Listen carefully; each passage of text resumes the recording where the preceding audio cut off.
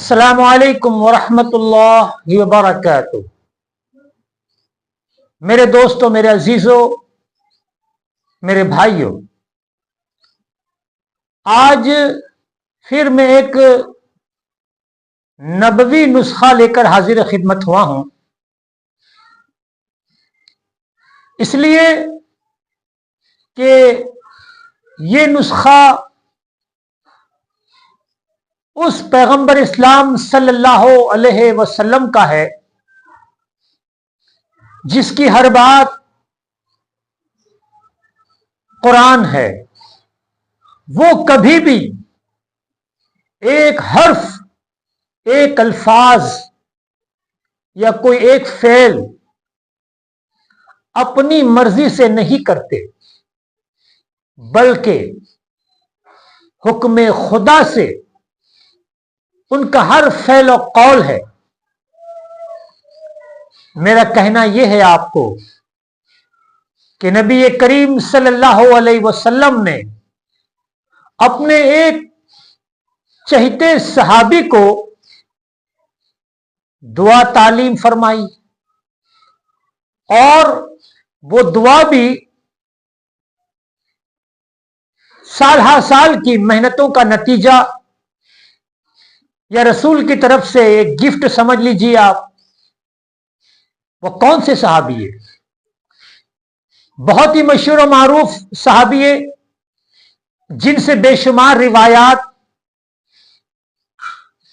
آئی ہوئی ہیں احادیث میں، اور بہت ہی مشہور و معروف ہے صحابہ کرام میں۔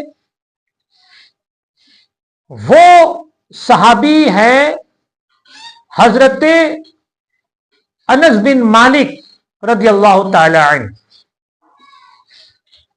آپ بچپن میں جب آپ کی 10 سال کی عمر تھی، تبھی آپ کی والدہ نبی کریم صلی اللہ علیہ وسلم کی بارگاہ بے پناہ میں لے کر حاضر خدمت ہوئی، اور عرض گو ہوئی کہ اے اللہ کے رسول، یہ میرے صاحبزادے ہیں انس، تو آپ اسے اپنی نوکری کے لیے رکھ لیں، اس لیے کہ رسول کا خادم ہونا بھی ایک بہت بڑا شرف ہے، اور جسے رسول خدمت گار قبول فرما لے یہ بھی بہت بڑے شرف کی بات ہے۔ تو وہ اس بات کو بخوبی جانتی تھی، اسی لیے خدمت سے بھی ہلکا الفاظ آپ نے استعمال کیا ہے جو روایتوں میں آیا ہے۔ میں آپ کو عام الفاظ کا استعمال کر کے سمجھانے کی کوشش کر رہا ہوں۔ تو خیر، رسول کریم صلی اللہ علیہ وسلم نے حضرت انس کو قبول فرمایا، اور 10 سال بے لوث خدمت حضرت انس نے رسول کریم صلی اللہ علیہ وسلم کی شب و روز آپ کی خدمت میں، آپ کا چلنا پھرنا، آپ کا اٹھنا بیٹھنا، آپ کی مجالس، آپ کی محفل، آپ کے یہاں آنے جانے والے، آپ کا فرمان، غرض کے 10 سال حضرت انس رضی اللہ تعالی عنہ نے رسول کریم صلی اللہ علیہ وسلم کے شب و روز دیکھے، آپ کی محفل دیکھی، آپ کی مجالس دیکھی، آپ کے فرمان سنے۔ اندازہ لگائیں کہ جو شخص 10 سال بارگاہ نبوی میں خادم رہا ہو، 10 سال تک پیغمبر اسلام صلی اللہ علیہ وسلم کی نگاہ شفقت، نگاہ محبت جس بچے پر پڑی ہو، اس بچے کی روحانیت کا کیا عالم ہوگا، اس شخصیت کا ہم کیا اندازہ لگا سکتے ہیں۔ کیوں کہ جس کو رسول نے دیکھ لیا، جس شخص کو رسول کی ایک صحبت مل گئی، یا ایک محفل مل گئی، یا ایک نگاہ مل گئی، تو وہ صحابیت کے مرتبے پر فائز ہو جاتا ہے، اور اس سے بڑا کوئی مرتبہ نہیں ہے جو نگاہ رسول سے مرتبہ ملتا ہے۔ ایک مرتبہ دیکھ لے اگر رسول، تو یہاں تو شب و روز رسول مکرم صلی اللہ علیہ وسلم حضرت انس کو دیکھنے میں بڑی وفاداری کے ساتھ آپ نے خدمت کی. جب پیغمبر اسلام صلی اللہ علیہ وسلم نے ظاہری زندگی سے وفات پانے کا وقت آیا تو حضرت انس رضی اللہ تعالیٰ عنہ کو پیغمبر نے حکم دیا، بلایا، اپنے قریب بلایا اور ارشاد فرمایا کہ اے انس یہ لو میں تمہیں دعا دیتا ہوں. تو حضرت انس رضی اللہ تعالیٰ عنہ کو نبی کریم صلی اللہ علیہ وسلم نے دعا دی اور بذات خود شفیع روز محشر سرور کونین امام الانبیاء صلی اللہ علیہ وسلم نے دعا فرمائی. حضرت انس کی روزی میں دعا فرمائی، جبکہ ابھی تو آپ چھوٹے ہیں، ابھی تو کوئی روزی کا سلسلہ نہیں ہے. دعا فرمائی اور اولاد کی دعا فرمائی. ابھی تو شادی نہیں، اس سے پہلے آپ دعا فرما رہے ہیں. اللہ اکبر. مختصر یہ ہے کہ نتیجہ یہ ہوا کہ حضرت انس رضی اللہ تعالیٰ عنہ کا جو باغ تھا اور مدینہ المنورہ میں جو باغ تھے وہ سال میں ایک مرتبہ پھل دیتے تھے، لیکن حضرت انس رضی اللہ تعالیٰ عنہ کا باغ میں سال میں 2 مرتبہ پھل دیتے تھے. یہ رسول کریم صلی اللہ علیہ وسلم کی دعا تھی. اور حضرت انس رضی اللہ تعالیٰ عنہ کی عمر میں اتنی طویل ہوئی، 100 سال کے قریب ہوئی، تو آپ نے اپنے پوتے، نواسے، پر پوتے، پر نواسے، قریب آپ نے خود اپنے اہل خاندان کے، اہل قبیلے کے 100 سے زائد افراد کو خود آپ نے دفنایا. اللہ اکبر. اتنی لمبی آپ کی عمر ہوئی. رسول کریم صلی اللہ علیہ وسلم کی دعا تھی. خیر، روایتیں مختلف ہیں. میں روایتوں کے اختلاف میں اور مختلف روایتوں میں آپ کو نہیں لے جانا چاہتا. تو ایک مرتبہ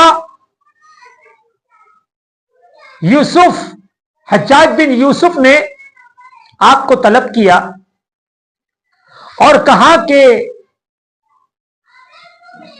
میرے پاس 400 گھوڑے ہیں، تو آپ ان گھوڑوں کی شناخت کریں، دیکھیں کہ یہ کیسے ہیں. تو حضرت انس بن مالک رضی اللہ تعالیٰ عنہ نے تمام گھوڑوں کا معائنہ کر رہے تھے. اسی درمیان حجاج بن یوسف جو بڑا جابر و ظالم شخص تھا،